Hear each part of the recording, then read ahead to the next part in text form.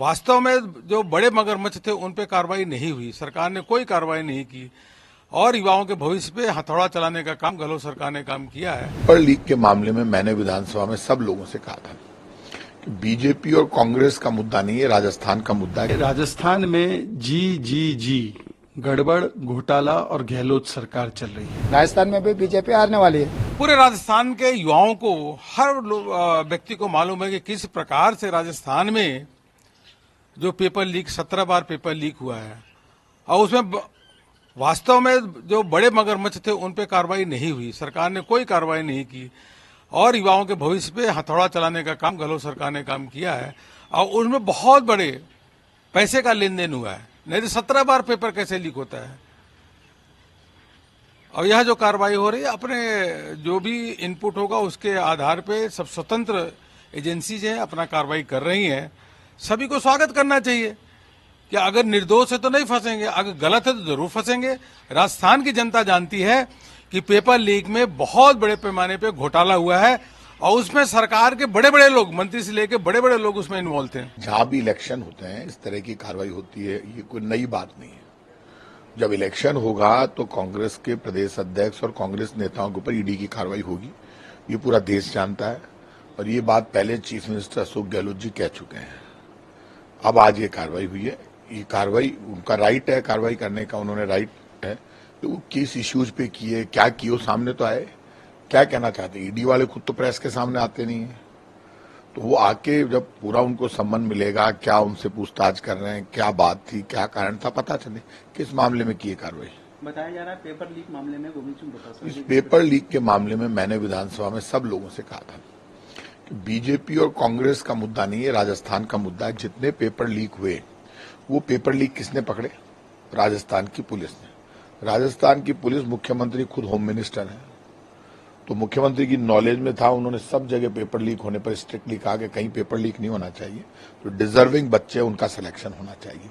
हमने कोई गुनाह नहीं किया, हमने एक बड़ा काम किया, पेपर लीक को पकड़ा और पकड़कर लोगों को जेल भेजा, उम्र कैद की सजा का प्रावधान किया। आज भी कह रहा हूं, पेपर लीक के मामले में कांग्रेस बहुत सख्त है। कांग्रेस की सरकार देश में पहली ऐसी सरकार जिसने पेपर लीक में सबसे ज्यादा कार्रवाई की है, करप्शन में सबसे ज्यादा कार्रवाई की है। हमारी कार्रवाई लगातार जारी रहेगी। राजस्थान में जी गड़बड़, घोटाला और गहलोत सरकार चल रही है और मुझे लगता है कि आजादी के बाद सबसे भ्रष्ट सरकार बनने का अगर किसी को लेबल लगेगा तो वो इसी सरकार को लगेगा। ऐसा कौन सा विभाग है जहां पर गहलोत सरकार ने भ्रष्टाचार नहीं किया है? खनन विभाग हो तो वहां पर घोटाला, खनन माफिया, खनन मंत्री को उन्हीं के विधायक कहते हैं। रेड डायरी ऑफ करप्शन हो, ट्रांसफर पोस्टिंग घोटाला हो, जल जीवन मिशन में घोटाला हो या पेपर लीक घोटाला हो, 17 से अधिक पेपर लीक हुए। जो पेपर लीक के सारे मास्टरमाइंड थे, उनके लिंक, उनके तार कांग्रेसियों से जुड़ते हैं। गोपाल केसावत कौन है? सुरेश ढाका को सलमान खुर्शीद क्या संरक्षण देने नहीं गए थे क्या ये सच नहीं है कि आरपीएससी के सदस्य जो गिरफ्तार हुए वो गहलोत सरकार ने ही नियुक्त किए थे? पैसों की लेन देन, पैसा देना, मेंबर बनना, पैसा लेना, पेपर लीक करना, ये सारा खेल जो है आज पब्लिक डोमेन में सामने आ चुका है। और इसके पीछे किसका हाथ था, किसका संरक्षण था? जो गोविंद सिंह डोटासरा भी है, उनके भी परिवारजन जो है, एक प्रकार से किस प्रकार का लाभ उनको मिला है वो भी सामने आया है। आरएएस की एग्जाम होती है, जो लिखित परीक्षा होती है, उसमें टॉप करने वाले लोगों को जितने अंक इंटरव्यू में नहीं मिलते, उससे ज्यादा उनके परिवारजनों को मिलते हैं, समान अंक मिल जाते हैं। क्या ये सारी चीजें सहयोग थी?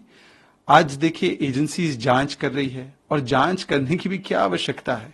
जहां पर आप नजर घुमाओ राजस्थान में, आपको भ्रष्टाचार के प्रमाण मिल जाते हैं। कभी सोने की ईंटें योजना भवन में मिलती हैं, कभी नोट की पर्चियां कहीं मिल जाती हैं, कहीं चांदी निकल रहा है, कहीं पैसों की गड्डी निकल रही है लॉकर से।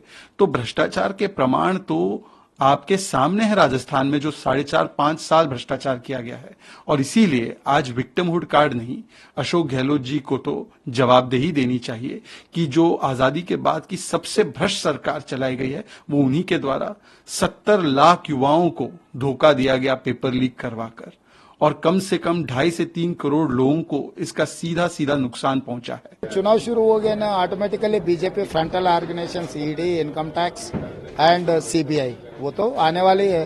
पहले से मैं इससे पहले भी मैं मीडिया इसमें बोला आईस आर नाइस। आईस का मतलब इनकम टैक्स, सीबीआई, ईडी, और otherwise nice narcotics, income tax, CBI, ED. तो आप अगर चुनाव में बीजेपी के साथ नहीं दिए तो आपको क्या चाहिए, आइस होना या नाइस होना?